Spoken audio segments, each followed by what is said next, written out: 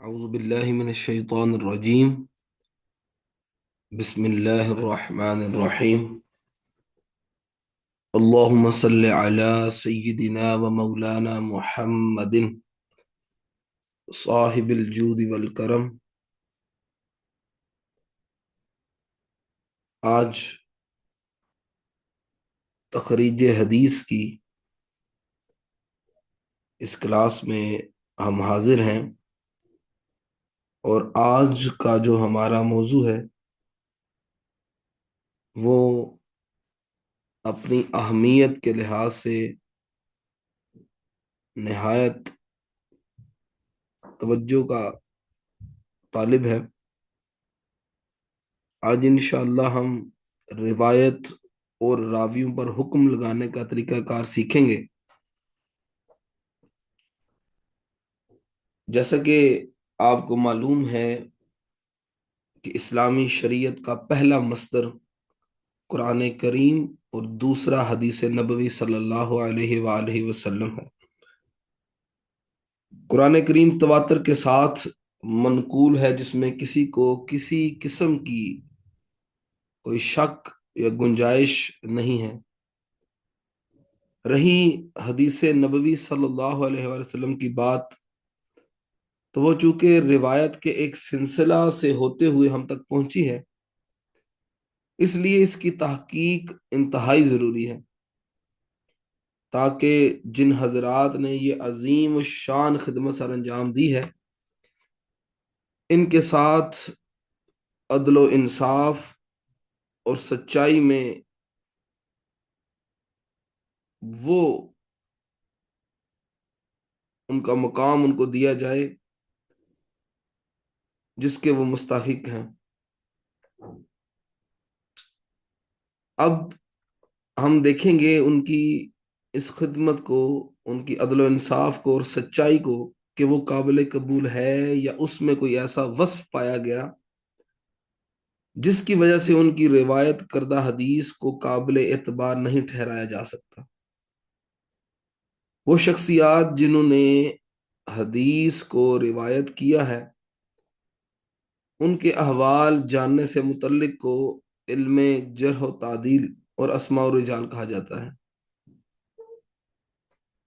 جس کے ذریعے ہم سند و حدیث کی اصل حالت کو دریافت کر کے پھر حدیث کے صحیح اور ضعیف ہونے کی پہچان حاصل کرتے ہیں۔ اس میں کوئی شک نہیں کہ اللہ رب العزت نے اس کام کے لیے بہت سے مضبوط انسانوں کا انتخاب فرمایا تھا، جنہوں نے اس عظیم المرتبت کام کے لیے اپنی زندگی وقف کیے رکھی۔ لیکن بعض اوقات ایسا بھی ممکن ہوتا ہے کہ راوی کسی وجہ سے ضعف کا شکار ہو گیا، یا اس میں کوئی عیب ظاہر ہو گیا۔ یہی وجہ ہے کہ انشاءاللہ آج کے اس لیکچر میں ہم ایسی صورتحال پر واقفیت پا کر حدیث کی حیثیت کو جاننے کا طریقہ کار سیکھیں گے، تاکہ ہر صاحب علم و دانش اس سے پوری طرح شناسا ہو سکے، اور تحقیق کے بعد حدیث کی صحت و ضعف کو واضح طریقے سے جان سکے۔ انشاءاللہ آج کے اس لیکچر میں راوی کی جانچ پڑتال اور اس کے بعد سند پر حکم لگانا اور حدیث کی اصل حیثیت کو واضح کرنے کا طریقہ کار سیکھا جائے گا، اور ساتھ ساتھ انشاءاللہ عز و جل اس کے اصول و قوانین اور احتیاطی تدابیر بھی ذکر کی جائیں گی۔ تو آپ تمام احباب سے گزارش ہے کہ اس لیکچر کو بغور سنیے گا، اس کی گھر میں پریکٹس ضرور کیجئے گا، تاکہ آپ کو کسی بھی قسم کی پریشانی کا سامنا نہ کرنا پڑے۔ یاد رکھیے، جب بھی ہم حدیث مبارکہ پر حکم لگانے کی بات کرتے ہیں تو اس میں کچھ چیزیں شامل ہوتی ہیں۔ یہ کچھ ایسے پوائنٹس ہیں جن کو آپ اپنے جب تک مد نظر نہ رکھیں گے تب تک آپ حدیث پر حکم یا تخریج حدیث نہیں کر سکتے۔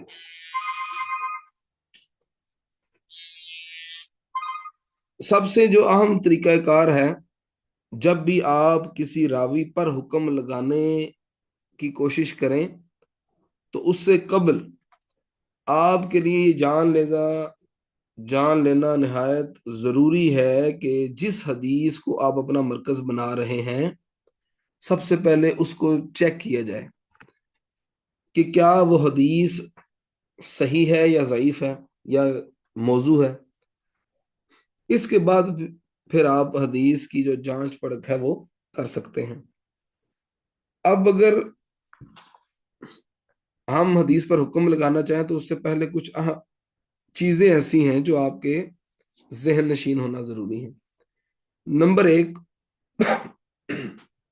آپ کا جو ٹارگٹ ہے اور وہ ہے حدیث مبارکہ۔ سب سے پہلے آپ کے پاس حدیث ہونی چاہیے کہ کس حدیث کی آپ نے تخریج کرنی ہے یا کس کے راویوں پر آپ نے حکم لگانا ہے۔ دوسرے نمبر پر آپ کے پاس اب جب حدیث مبارکہ آ گئی تو آپ نے اس کی اسانید اکٹھی کرنی ہے۔ ٹھیک ہے جی، اسانید اکٹھی کرنے کے بعد آپ اس کے جو حوالے راوی ہیں وہ تلاش کریں گے۔ حوالے راوی تلاش کرنے کے بعد آپ اس کے اسم و نسب اور ولادت، اس کے اساتذہ، اس کے تلامذہ، اس کا طبقہ جو ہم نے دیکھا تھا کہ ہم کس طرح نسخ و نسخ کے ذریعے ہم تلاش کر سکتے، نسخ و نسخ کے ذریعے ہم تو عبارت کو کاپی کرتے ہیں، لیکن یہاں سے ہم نے آپشن دیکھا تھا کہ ترجمہ، اس کے ذریعے ہم کس طرح اس کے متعلق جو مزید معلومات ہیں وہ حاصل کر سکتے ہیں۔ تو اس کے بعد پھر اس کے بارے میں، راوی کے بارے میں علماء اور محدثین کے اقوال کو اکٹھا کیا جاتا ہے، اور پھر اس کے بعد ان اقوال کو اکٹھا کرنے کے بعد آپ اس کا خلاصہ تیار کر لیں گے کہ ان میں سے جو زیادہ رائے ہے وہ کس حق میں ہے۔ پھر انشاءاللہ اس پر آپ حکم لگانے کی تیاری کیجیے گا، اور اس پر جو آپ حکم لگائیں گے انشاءاللہ عز و جل وہ 99.9% ایکوریٹ ہوگا۔ تو سب سے پہلے ہم دیکھ لیتے ہیں کہ کس طرح ہم مکتبہ شاملہ سے کوئی بھی حدیث مبارکہ دیکھ سکتے ہیں، یا کوئی بھی حدیث مبارکہ ہم یہاں سے تلاش کر لیتے ہیں، اور انشاءاللہ اس پر ہم بحث کریں گے۔ میں بخاری شریف یہاں پہ اوپن کر لیتا ہوں، تو ہم یہاں سے کوئی بھی حدیث مبارکہ دیکھ لیں گے۔ کتاب الصلاۃ سے دیکھ لیتے ہیں ہم، تو آپ یہاں سے کوئی بھی حدیث مبارکہ دے لیں۔ یہ ہم نے ایک حدیث مبارکہ لے لی، مختصر ہے تاکہ آپ کو آسانی ہو جائے۔ یہ اب ایک حدیث مبارکہ ہمارے پاس آ گئی، صلی فی ثوب واحد۔ تو آپ اس حدیث مبارکہ کو یہاں سے کاپی کر سکتے ہیں جو ہم نے طریقہ کار سیکھا تھا، یا آپ اس کو نسخ النسخ کے ذریعے بحوالہ کاپی کر سکتے ہیں۔ تو میں اس کو بحوالہ کاپی کروں گا، اور بحوالہ کاپی کرنے کے بعد میں یہاں پر آپ کے ساتھ انشاءاللہ سکرین شیئر کرتا ہوں، تاکہ آپ کو ہم ساتھ ساتھ اس کی پریکٹس بھی دیکھ سکیں کہ کس طرح ہم جو ہے اس پر حکم لگائیں گے یا اس کے متعلق جو باقی ڈیٹا ہے وہ اکٹھا کریں گے۔ ابھی میں آپ تمام کے ساتھ یہ سکرین شیئر کر رہا ہوں تاکہ آپ بآسانی اس کو دیکھ سکیں۔ جی، امید ہے کہ آپ سب کو اس وقت سکرین جو ہے وہ نظر آ رہی ہوگی، اور یہ دیکھیے ہم نے یہاں سے اس وقت یہ نسخ و نسخ کے ذریعے یہاں سے حدیث مبارکہ کاپی کر لیں۔ کاپی کرنے کے بعد آپ ان پیج میں مائکروسافٹ ورڈ میں جہاں پر چاہیں اس حدیث مبارکہ کو آپ پیسٹ کر سکتے ہیں۔ یہاں پہ چونکہ ابھی یہ اس کے فونٹ کا مسئلہ آ رہا ہے، ہم یہاں سے دیکھیں گے محمدی قرآنک، اگر اس کمپیوٹر میں فونٹ موجود ہے تو انشاءاللہ ہمیں یہاں سے وہ مل جائے گا، تو ہم پھر محمدی قرآنک فونٹ کریں گے تو اس سے یہ جو ہے یہ ٹھیک ہو جائے گا۔ اس کمپیوٹر میں بھی ہم تلاش کر لیتے ہیں محمدی قرآنک فونٹ۔ آپ جب بھی اپنے کمپیوٹر میں اس پر کام کریں گے مکتبہ شاملہ میں، تو آپ نے کوشش یہ کرنی ہے کہ آپ کے پاس محمدی قرآنک فونٹ ہو۔ چونکہ اس وقت وہ ہمیں میسر نہیں ہے اس کمپیوٹر میں، ہم اس کو ایک اور طریقے سے کاپی کر لیتے ہیں۔ ہم یہاں پر اس کو رائٹ کلک کریں گے اور اس کے بعد یہاں پر اس کو پیسٹ کر کے دیکھیں گے، یہ آپ کے سامنے عبارت آ چکی ہے۔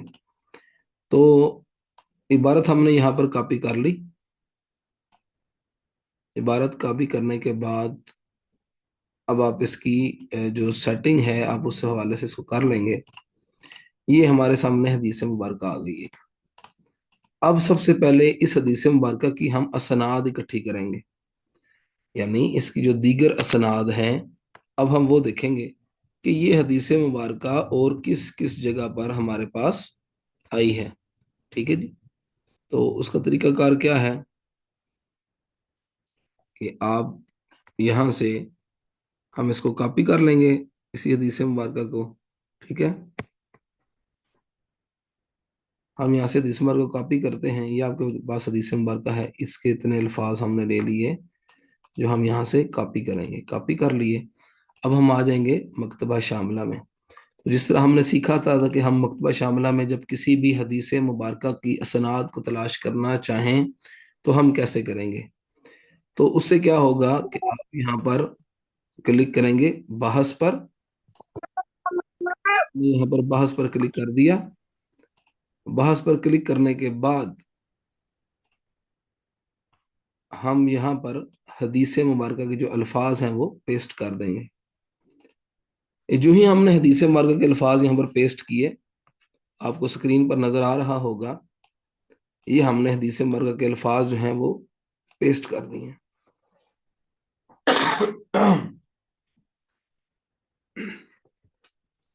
اس کے بعد جو اہم کام ہے، جب آپ نے حدیث مبارکہ پیسٹ کر دی یہاں پر، تو اب آپ نے کتب کا انتخاب ہے کہ آپ نے کن کن کتابوں سے اس حدیث مبارکہ کو تلاش کرنا ہے۔ مثال کے طور پر اگر ہم دیکھتے ہیں تو متون الحدیث میں صحیح بخاری ہے، مسلم شریف ہے، سنن ابی داؤد ہے، ابن ماجہ ہے، نسائی ہے، ترمذی ہے، دارمی ہے، شرح معانی الاثار ہے، مسند ابی داؤد طیالسی ہے اور مسند شافعی۔ ایک تو طریقہ کار جو ہم نے دیکھا تھا کہ ہم ان کو سلیکٹ کر لیں، دوسرا طریقہ کار یہ ہے کہ ہم تمام کی تمام جو متون کی کتب ہیں ان سب کو سلیکٹ کر لیں گے۔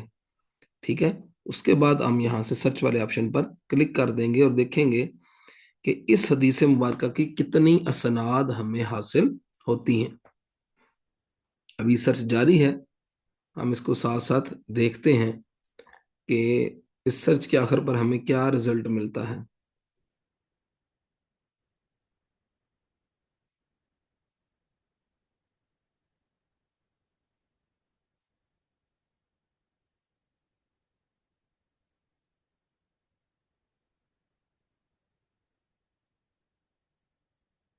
اس وقت تقریباً یہ جو سرچ ہے وہ 96 کتب سے ہو رہی ہے، اور یہ جیسے ہی مکمل ہوگی وہ ہمیں مکمل تعداد جو ہے وہ مل جائے گی۔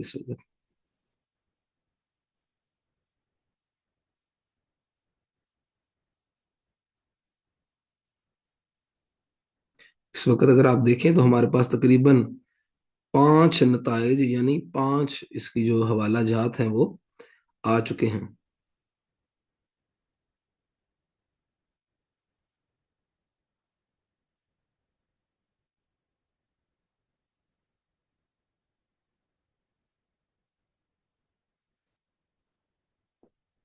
اگر آپ اس کو ساتھ ساتھ دیکھتے جائیں اور ساتھ ساتھ پریکٹس کریں آپ تمام احباب، تو آپ کو یہ بآسانی سمجھ آ جائے گی۔ اب تقریباً یہ نتائج ہمارے پاس مکمل ہو چکے ہیں اور یہ ایک حدیث مبارکہ ہمارے پاس آ چکی ہے۔ تو بخاری شریف کی حدیث مبارکہ، اور دوسری ہم دیکھتے ہیں کیونکہ بخاری کی اس وقت ہمارے پاس موجود ہے، تو مصنف ابن ابی شیبہ کو ہم دیکھتے ہیں، یہاں سے یہ حدیث مبارکہ ہمارے پاس آ گئی. ٹھیک ہے، آپ اس کو بھی کاپی کر سکتے ہیں. اگر یہاں سے یہ آپشن آپ کا بعض اوقات یہاں پر کام کر رہا ہوتا ہے اور بعض اوقات نہیں کر رہا ہوتا، تو اب ہم اس حدیث مبارکہ کو لیں گے، اور اگر آپ یہ دیکھیں تو ہم یہاں پر اس کو پیسٹ کر دیں گے دوسرے حوالے کو. یہ مصنف ابن ابی شیبہ کا حوالہ ہمارے پاس آ گیا. یہ پہلا بھی ہم جو حوالہ ہے وہ مکمل کر لیتے ہیں. یہاں سے بخاری شریف کا ہے، یہ نسخ النص کے ذریعے ہم یہاں سے اس کو کاپی کریں گے اور اس پوری پر پیسٹ کر دیں گے تاکہ وہ بھی باحوالہ ہو جائے. یہ صحیح بخاری کا ہے، ساتھ اس کی تعلیق آ گئی، ہم اس تعلیق کو فی الوقت یہاں سے ختم کر دیں گے. جی، دوسرا حوالہ یہ آ گیا. اس کے بعد ہم چلتے ہیں اپنے تیسرے حوالے کی طرف. تو تیسرا حوالہ بھی ہم دیکھیں گے.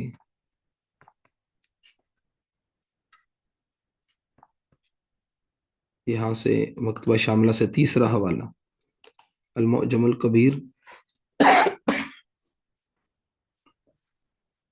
آپ تمام احباب کھانسی کو نظر انداز کیجیے گا، کچھ طبیعت ناساز ہونے کی وجہ سے. اب یہاں پر جو تیسری ہمارے پاس المعجم الکبیر لطبرانی کی حدیث مبارکہ وہ ہمارے سامنے آ گئی ہے. اس کو بھی ہم یہاں سے کاپی کریں گے اور یہاں پر پیسٹ کر دیں گے. اگر آپ تمام احباب کو یہاں پر نظر آ رہا ہو تو ہمارے پاس اس وقت یہ 3 حوالہ جات آ چکے ہیں. ہم ان سب کو انشاءاللہ بھی مزید ترتیب سے کرتے ہیں. 3 آ چکے ہیں. اب ہم جو چوتھا اس کا حوالہ ہے اس کی طرف چلیں گے تاکہ ہم وہ چوتھا حوالہ بھی پیسٹ کر کے تو اس کے بعد اس کو انشاءاللہ دیکھیں.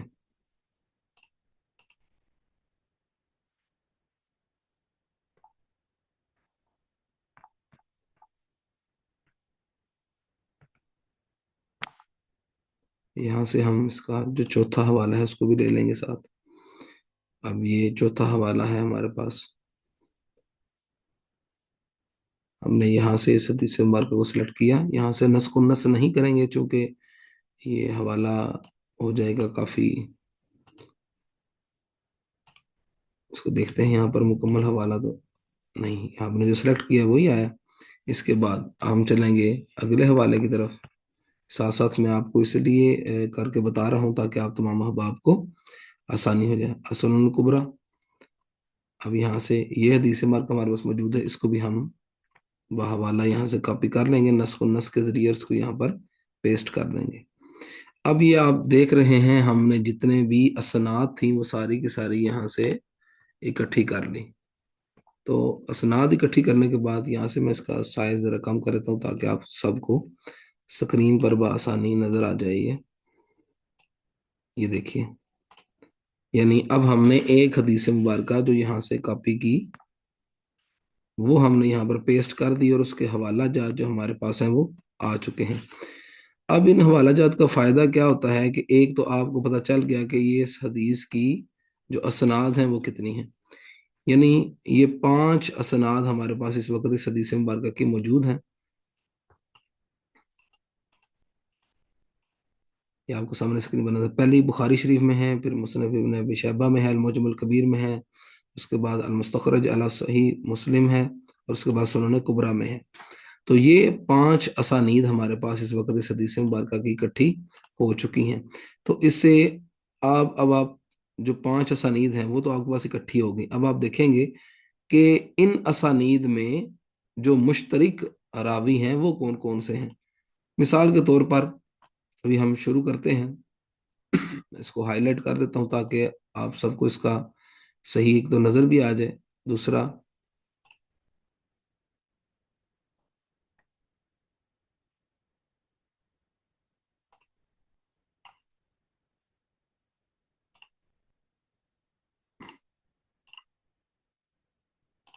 جی، سب سے پہلے بخاری شریف کی حدیث مبارکہ ہے.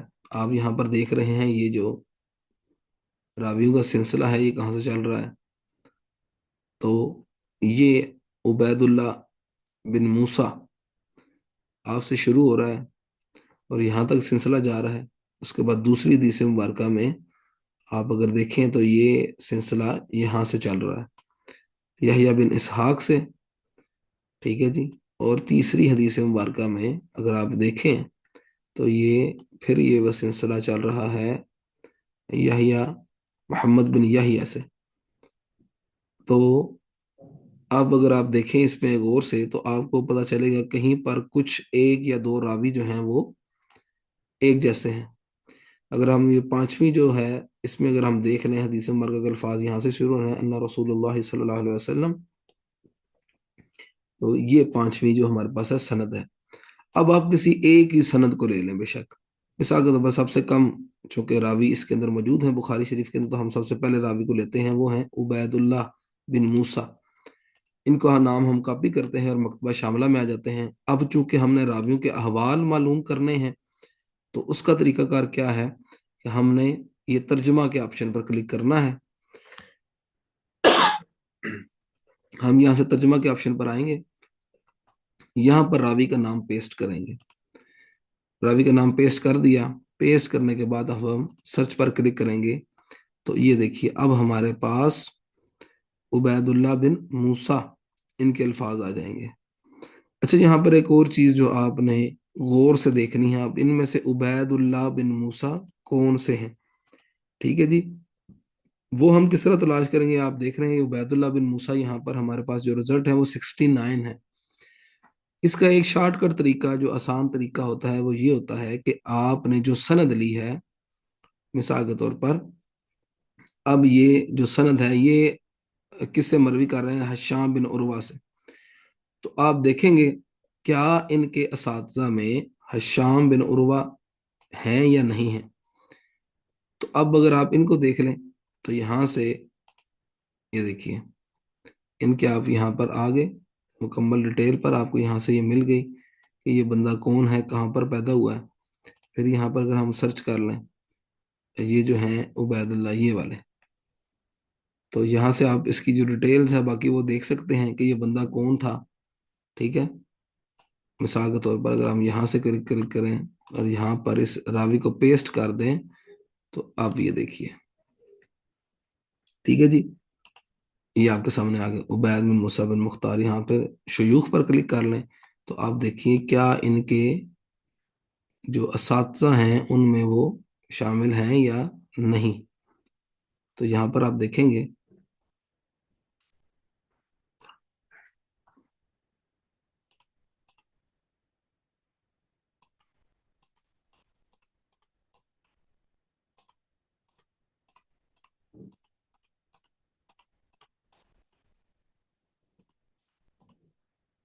آپ یہاں سے ان کے جو اساتذہ اور تلامذہ ہیں ان کو دیکھیں گے۔ ہم نے تلاش کرنا ہے، سند دیکھ لیں دوبارہ، یہ راوی ہیں اور روایت کر رہے ہیں سب سے پہلے حشام بن عروہ سے، اور حشام بن عروہ روایت کر رہے ہیں آگے ان سے، اور اس کے بعد وہ کر رہے ہیں آگے ان سے، یعنی 1 2 3 اور 4 جو راوی ہیں وہ ہمارے پاس اس سند میں موجود ہیں۔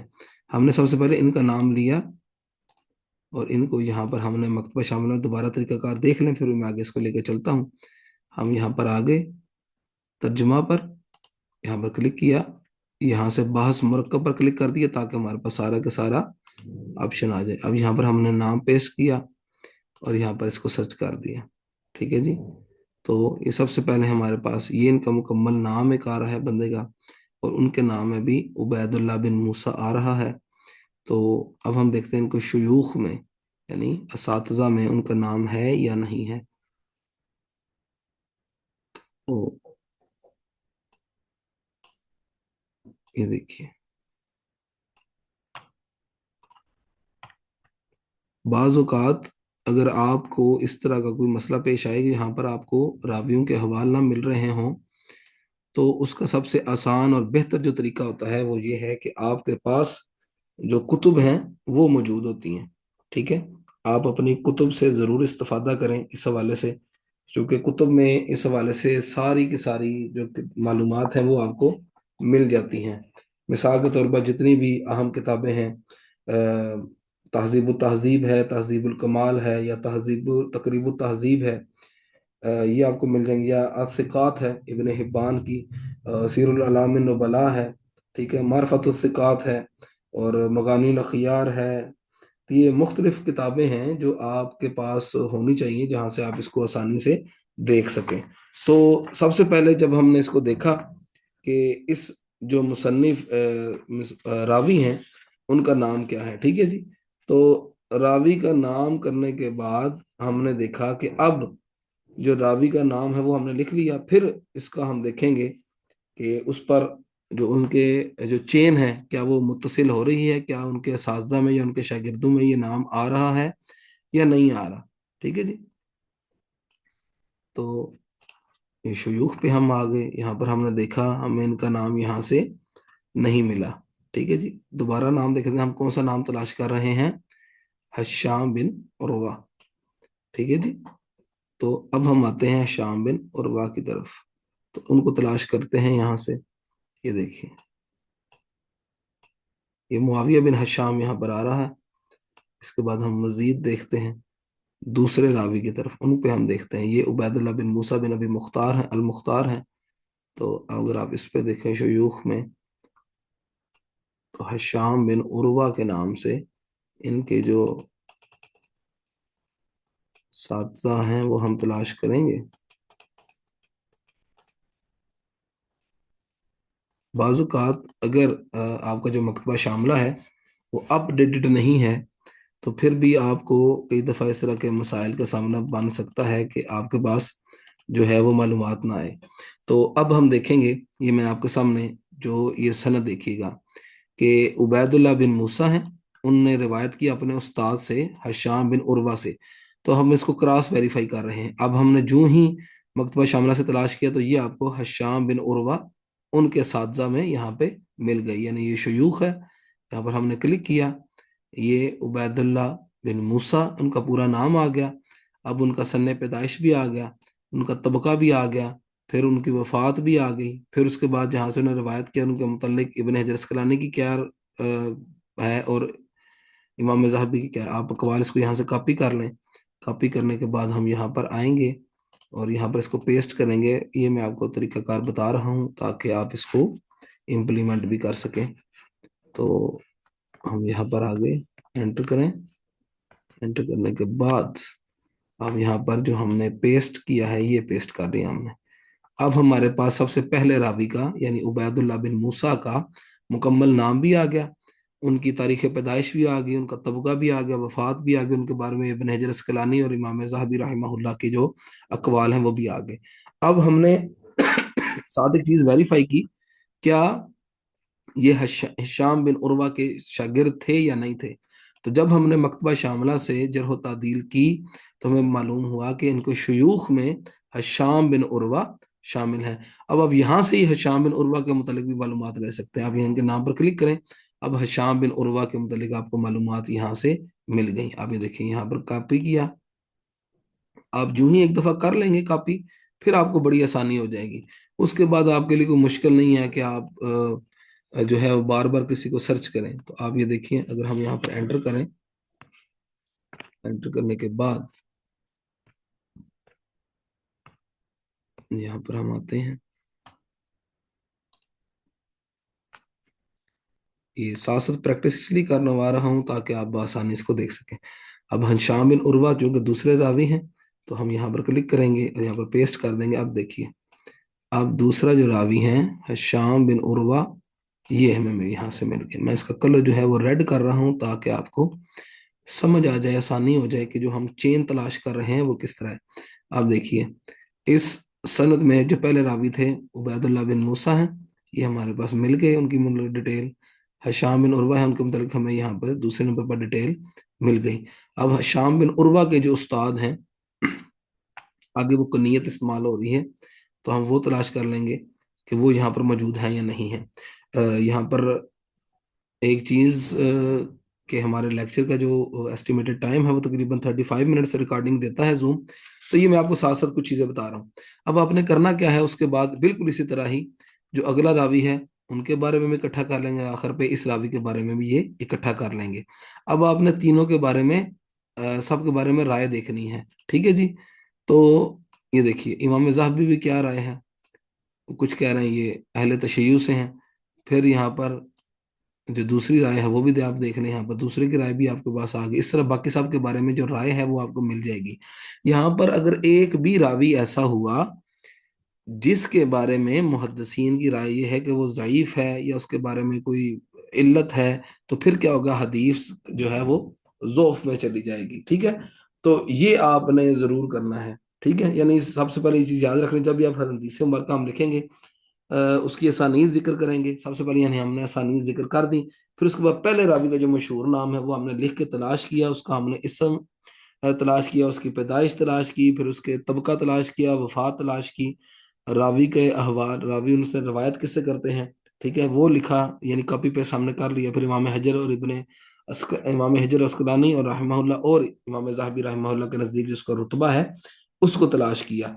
اب طریقہ کار یہ ہے کہ یہاں پر آپ جب بھی آخر پر لکھیں گے تو یہ آپ نے خیال رکھنا ہے، جب بھی آپ لکھیں تو آپ یہ ضرور لکھیے گا کہ میری تحقیق میں یہ راوی ثقہ ہیں یا ضعیف ہیں یا کذاب ہیں، جو بھی آپ لکھنا چاہیں جو آپ کو اپنی تحقیق کے مطابق سمجھ آ جائے، ٹھیک ہے جی۔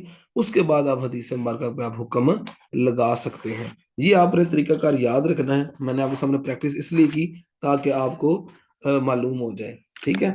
لیکن یہاں پر ایک اور اہم چیز کہ بعض اوقات راویوں کے حوال جاننے کے لیے سب سے جو اہم اور مشکل بلکہ حساس کام ہوتا ہے وہ ہوتا ہے علماء اور محدثین کے اقوال جمع کرنا اور پھر ان پر رائے قائم کرنا، کیونکہ آپ اس راوی کی وجہ سے کسی بھی حدیث کو ضعیف یا صحیح قرار دیتے ہیں، تو اس حوالے سے چند جو گزارشات ہیں وہ ضرور نوٹ فرما لیں کہ راوی اور سند و حدیث پر جو حکم لگانے میں آپ کو رہنمائی مل سکے، ٹھیک ہے۔ تو اس حوالے سے آپ نے جرح و تعدیل کا جو معنی و مفہوم ہے اس کو ایک دفعہ دیکھ لینا ہے، جرح و تعدیل ہوتی کیا ہے، ٹھیک ہے جی۔ تو پھر اس کے بعد ہم سے جو اہم بات ہے، جب بھی آپ کسی بھی بندے پر کوئی بھی حکم لگائیں گے تو پھر آپ کو اس کے بارے میں پتہ ہونا چاہیے کہ اس کے بارے میں باقی کی رائے کیا ہے، پھر آپ آخر پر اظہار کریں گے کہ میرے نزدیک اس کی رائے یہ ہے، ٹھیک ہے جی۔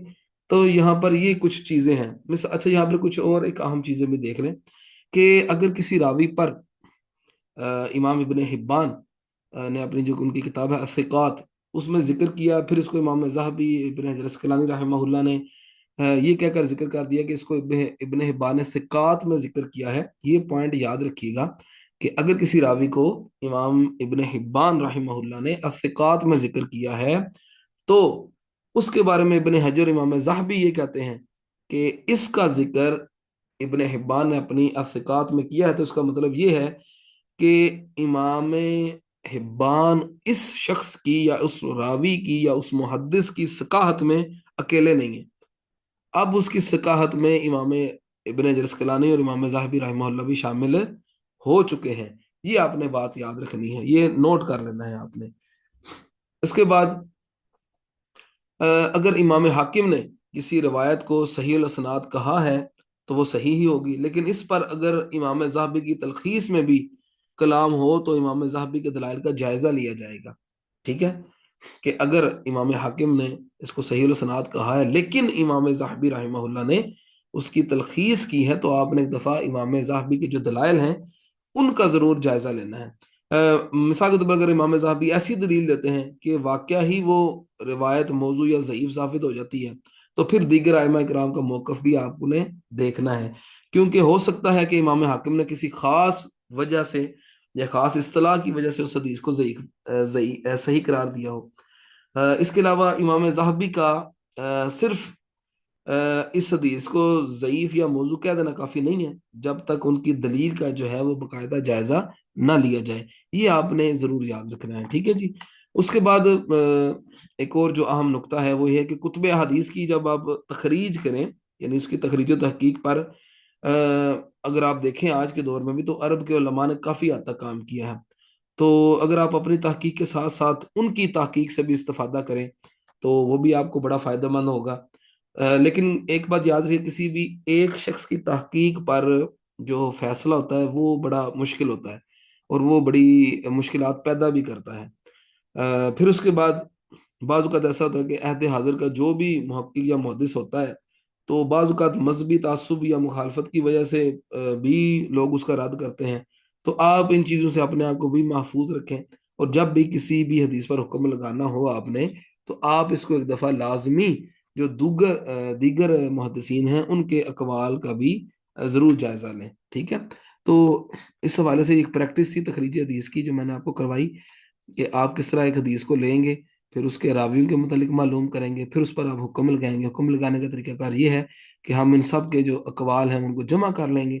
जमा करने के बाद जो आपको मुत्तफ़िक अलैह एक कौल जमा आता है, या आपकी मज़ीद कोई तहकीक होती है, तो आप उसकी भी जो है वो यहाँ पे जिक्र करके उसको बता सकते हैं। तो आज का लेक्चर इस हवाले से ये नहायत अहमियत का हामिल था कि किस तरह आप हदीस पर हुक्म लगा सकते हैं और उसके मुतल्लिक उसके रावियों पर हुक्म लगा सकते हैं। तो इसको प्रैक्टिस ज़रूर कीजिएगा। अगर कहीं पर किसी मुश्किल का सामना हो तो आप मुझे व्हाट्सएप पर मैसेज कर सकते हैं। अल्लाह ताला मुझे और आपको इल्म हदीस सीखने, दूसरों को सिखाने और इस पर अमल पैरा होकर खिदमत हदीस शरीफ करने की तौफीक अता फरमाए। अस्सलामु अलैकुम व रहमतुल्लाहि व बरकातुहू।